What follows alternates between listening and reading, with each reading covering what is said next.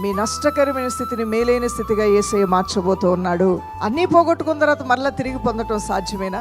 అన్నీ పోయిన తర్వాత తిరిగి మరలా అన్నీ వస్తాయి అనుకోవటం సాధ్యమేనా? ఇవి జరగవు అనుకున్న తర్వాత మరలా జరుగుతాయా? ఇవి యోబు అన్నీ కోల్పోయాడు, సమస్తాన్ని కోల్పోయాడు. ఒకనొక సమయంలో దావీదు అన్నీ కోల్పోయాడు. తన ఇంట్లో ఉన్నటువంటి భార్య బిడ్డలను కూడా కోల్పోయాడు. వారు తిరిగి రాగానే వారు గుడారములు ఖాళీగా ఉన్నాయి. పశువులే కాదు, వారి ఇంట్లో ఉన్న ధనధాన్యాలే కాదు, వారు రక్త సంబంధులు, వారు కన్న బిడ్డలు, వారు వివాహం చేసుకున్న భార్యలు, సమస్తాన్ని కూడా ఉన్నదంతా ఊడ్చుకొని శత్రువు తీసుకొని వెళ్ళిపోతే ఆ సమయంలో అసలు మానసిక పరిస్థితి ఎంత భయంకరంగా ఉంటుందో ఒకసారి ఆలోచన చేయండి. ఒక వ్యక్తి పూర్తిగా అన్నీ కోల్పోతే గుండె పగిలిపోతుంది. మానసిక పరిస్థితి ఎలా ఉంటుంది? అంత మాత్రమే కాకుండా తనకి కష్ట సమయంలో ఒక ఆలోచన ఇవ్వాల్సినటువంటి వారు, తనకి సహాయం చేసి ఏం చేద్దాం మరి ఈ టైంలో అని మాట్లాడవలసిన వాళ్ళు కూడా వ్యతిరేకంగా మారిపోయి, నువ్వే నష్టపోవటం కాదు, నీతో కలిసి ఉండటం వలన మేము నష్టపోయాం, నీతో కలిసి ప్రయాణం చేయటం వలన మీ పిల్లల్నే కాదు నువ్వు పోగొట్టుకుంది, మా పిల్లల్ని పోగొట్టుకున్నావు, నీ వల్లనే మాకింత నష్టం కలిగిందని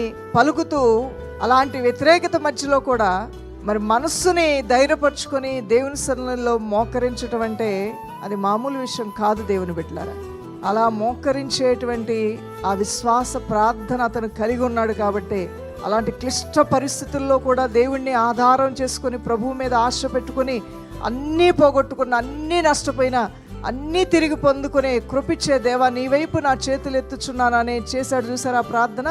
అది దేవునికి బాగా నచ్చింది. వెళ్ళు, నాకు అసాధ్యమే ఉంది, నువ్వు నన్ను నమ్మావు, నేను నీకు జయమివ్వబోతున్నాను అన్నాడంట దేవాతి దేవుడు.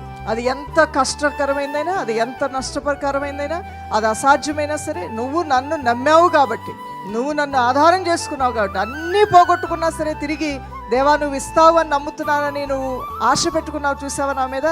అది నాకు బాగా నచ్చింది. నా కుమారుడా, వెళ్ళు, నువ్వేం పోగొట్టుకున్నావో గుండె సూత్తో సహా తిరిగి నీకు ఇచ్చేస్తానన్నాడంట దేవుడు. హల్లెలూయా. మరి పశువులు, పోగొట్టుకున్న ధనధాన్యాలు, అత్యంత విలువైన వెలకట్టలేనటువంటి సంపద, కుటుంబాలు, పిల్లల్ని అందరినీ కూడా తీసుకొని శత్రువుల్ని జయించి, అంటే సింహపు నోట్లోకి వెళ్ళిన ఆ గొర్రె పిల్లని బయటికి లాగటం ఎంత కష్టం అండి. అలాంటి పరిస్థితుల్లో ఈరోజు మీ జీవితాలున్నా, అంత కష్టకరమైన పరిస్థితిలో ఉన్నా యేసయ్య తన బలమైన హస్తంతో మిమ్మల్ని బయటికి తీసుకొని రాబోతున్నాడు యేసు నామములో.